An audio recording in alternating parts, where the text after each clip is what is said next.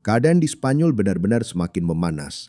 Seperti yang kalian tahu, seperti yang saya katakan di video terakhir saya, ada puluhan ribu orang, menurut beberapa perkiraan, hampir 80 ribu orang. Maroko dan Afrika Utara telah menyerbu ke enklav Spanyol Ceuta dan Melilla. Begitulah seperti yang bisa kalian lihat. Penduduk setempat sedang diserang. Bentrokan pertama telah pecah di jalan-jalan Ceuta antara warga Spanyol dan para penyerbu dari Maroko. Ini benar-benar terjadi. Bahkan BBC sekarang melaporkannya. Spanyol mengirim pasukan saat ribuan orang memasuki enklav Ceuta dari Maroko. Spanyol mengirim pasukan untuk memperkuat keamanan di enklav Ceuta milik Spanyol di Afrika Utara setelah ribuan migran membanjiri wilayah tersebut. Membanjiri wilayah itu dari Maroko pada hari Kamis. Setidaknya 15 orang tenggelam saat mencoba mencapai Ceuta. Pejabat setempat telah meminta bantuan kepada Madrid setelah adanya peningkatan upaya penyeberangan baru-baru ini. Namun terjadi kekacauan pada hari Kamis karena pengawasan perbatasan tampaknya benar-benar lumpuh. Sekarang saya harus jelaskan kepada Anda, ini bukan daratan utama Spanyol. Jadi saya juga harus memahaminya sendiri. Ceuta dan Melilla ini adalah enklav Spanyol yang terletak di benua Afrika. Jadi di sana di Maroko seperti yang bisa Anda lihat, mereka ada di sini, di sana, dan di sana. Sekarang Anda mungkin bertanya, apa ini? Apa yang dilakukan Spanyol di tanah Maroko? Nah, sejarahnya agak rumit. Jadi, saya harus memahami itu. Jadi, ternyata Ceuta berpenduduk 85 ribu orang. Kelompok terbesar terdiri dari orang-orang etnis Spanyol, tapi ada juga komunitas besar warga Spanyol keturunan Maroko, Muslim Spanyol. Banyak dari mereka secara etnis adalah Maroko atau memiliki keturunan Maroko, tetapi telah tinggal di Ceuta selama beberapa generasi dan merupakan warga negara Spanyol. Dan ada juga komunitas Yahudi dan Hindu yang lebih kecil. Jadi, sekitar 40 hingga 45% dari populasi Ceuta adalah Muslim, tetapi mereka tidak ingin hidup bersama Maroko. Ya, berbagai survei dan hasil pemilu menunjukkan bahwa sebagian besar penduduk tidak ingin menjadi bagian dari Maroko. Ini termasuk banyak Muslim Spanyol. Alasannya beragam, tetapi banyak yang menghargai kewarganegaraan Spanyol, keanggotaan Uni Eropa, standar hidup yang lebih tinggi, serta institusi hukum dan politik Spanyol. Jadi perpecahan ini bukan sekedar soal etnis. Bahkan Muslim Spanyol, bahkan Muslim Maroko tidak ingin menjadi bagian dari Maroko. Jadi, dan mengapa Spanyol masih ada di sana? Nah, wilayah-wilayah ini sudah didirikan jauh sebelum kerajaan Maroko terbentuk, yang merdeka pada tahun 1956. Jadi Spanyol telah menguasai tempat-tempat ini sejak tahun 1497. Jadi Spanyol merebut Melilla pada tahun 1497. Portugal merebut Ceuta, yang kemudian jatuh ke tangan Spanyol, yang akhirnya jatuh ke tangan Spanyol pada tahun 1415. Jadi, itulah kenapa Melilla dan Ceuta mereka berada di bawah kendali Spanyol, dan penduduk serta warga di enklav tersebut ingin tetap bersama Spanyol. Dan sekarang, inilah yang terjadi di daerah-daerah itu. Mereka menyerbu, mereka pergi dari rumah ke rumah, mereka membobol rumah-rumah, dan setelah itu hanya Tuhan yang tahu apa yang akan terjadi pada wanita dan anak-anak mereka. Bayangkan ini. Bayangkan sesuatu seperti ini datang ke rumah Anda. Ada puluhan orang Afrika Utara, mereka membobol sebuah rumah yang dihuni oleh seorang Spanyol atau seorang Muslim Maroko. Saya tidak tahu, seorang warga negara Spanyol. Ini telah menimpa orang-orang di daerah ini. Ada video lain, lihat ini. Assalamualaikum. Waalaikum. Lihat ini. Banyak orang yang mencoba pergi. Ini adalah perbatasan dengan Spanyol. Jadi, mereka menerobos masuk. Sekarang pukul 4.20 pagi di Ceuta, Spanyol. Dan jalan-jalan Maroko yang menuju ke perbatasan macet total karena ribuan orang Afrika bergegas untuk ikut dalam penyerbuan ini. Ini adalah penyerbuan, teman-teman. 80 ribu orang Maroko dan Afrika Utara telah menerobos masuk ke Ceuta dan Melilla. Perdana Menteri Sosialis Spanyol Sanchez memerintahkan militer untuk menahan diri sehingga memastikan penyerbuan ini terus berlangsung. Inilah yang sedang terjadi, teman-teman. Bahkan Sky News melaporkan hal ini.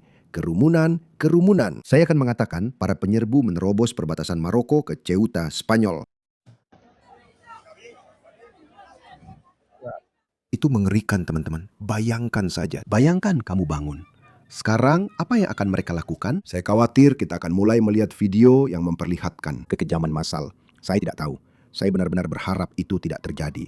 Saya tidak tahu. Saya tidak tahu apa yang ada di pikiran orang-orang ini. Mereka mungkin datang sebagai pembebas. Saya tidak tahu bagaimana Maroko melihat hal ini.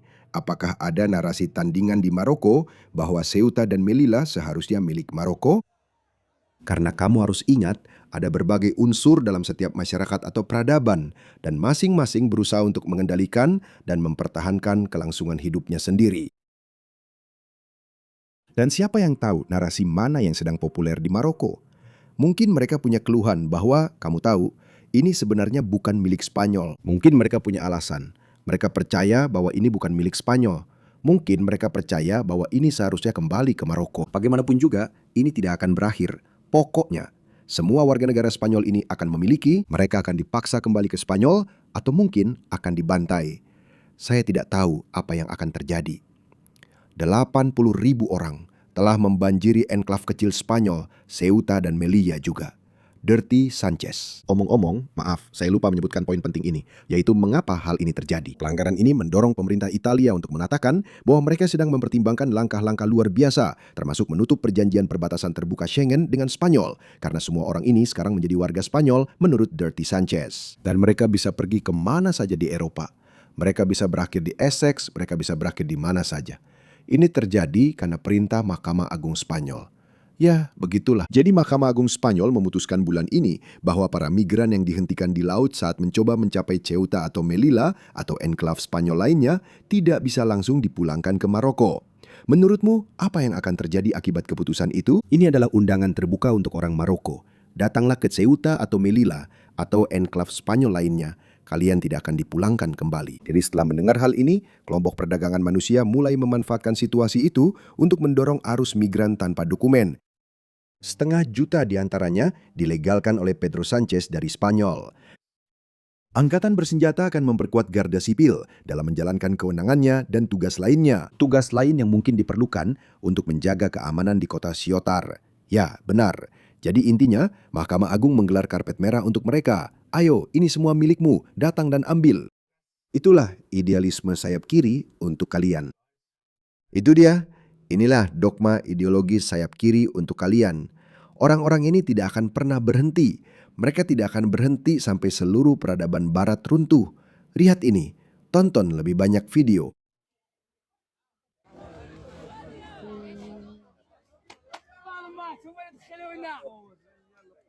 Membuat isyarat seksual kepada wanita itu.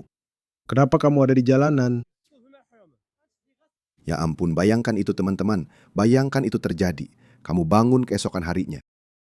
Kota-kota kalian diserbu oleh pria-pria usia tempur.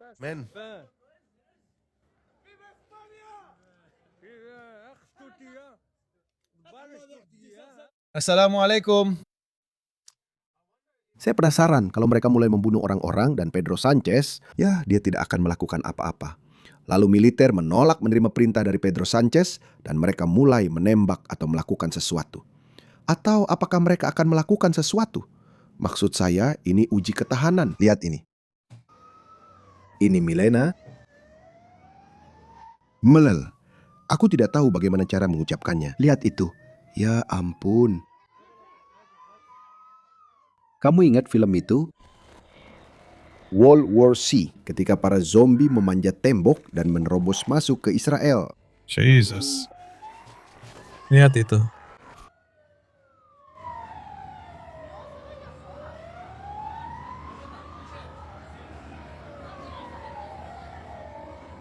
Tak berdaya. Tak berdaya. Apa yang akan kamu lakukan? Ya Tuhan, lihat ini. Apa ini? Hari ini, ribuan migran secara harfiah dibawa di bak truk dan diturunkan tepat di perbatasan Spanyol. Jadi mereka memang dibawa, teman-teman. Ini terorganisir. Ini memang. Dan seperti yang saya katakan di video terakhir saya, ketika Anda melihat dari sudut pandang yang lebih luas dan melihat seluruh dunia, dan melihat semua bagian yang bergerak ke skala arah, Anda melihat, Anda bisa melukiskan sebuah gambaran. Dunia kita jelas semakin tidak stabil. Ada perang yang melibatkan Iran. Ada juga konflik Rusia-Ukraina yang masih terjadi. Rusia bahkan mungkin meluncurkan rudal ke Polandia dan menguji tekad NATO. Dan kemudian kita juga menghadapi hal ini. NATO kita lemah karena Spanyol adalah satu-satunya negara yang tidak mau mengeluarkan lebih banyak uang untuk militernya. Yang membuat Amerika benar-benar marah. Aliansi Amerika dan Eropa sedang tidak menentu. Tapi untungnya kami baru saja meyakinkan Presiden Trump karena Zelensky baru saja menghadiri pemakaman Lindsey Graham dan dia mendapat kesempatan untuk bertemu Presiden Trump. Dan Presiden Trump tidak terlalu bersikap bermusuhan kepadanya kali ini. Karena Presiden Trump telah diyakinkan bahwa Putin tidak sekuat yang Anda kira. Putin tidak sedang menang, dia tidak menang. Dan Putin juga sedang berjuang untuk kelangsungan hidupnya sendiri. Bisa saja ada rencana jahat terhadapnya. Ekonominya sedang menurun. Maksud saya, orang-orang Moskow tidak punya akses ke internet seluler. Bayangkan itu. Bayangkan kalian bangun besok pagi, teman-teman. Bayangkan saja mulai besok saya tidak punya akses internet di Australia. Bayangkan itu. Kamu tidak bisa melakukan perbankan online. Semuanya. Kamu tidak bisa memesan Uber. Kamu tidak bisa mengisi bensin. Kamu tidak bisa membayar. Kamu butuh uang tunai. Kamu butuh uang tunai. Hidup kita akan jungkir balik. Dan kita beruntung di barat karena kita aman dari hal itu.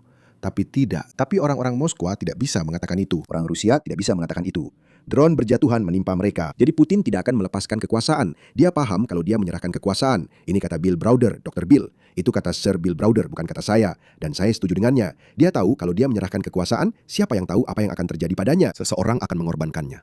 Penggantinya mungkin akan mengorbankannya. Dia mungkin tidak akan menepati janjinya seperti yang dia lakukan kepada Boris Yeltsin.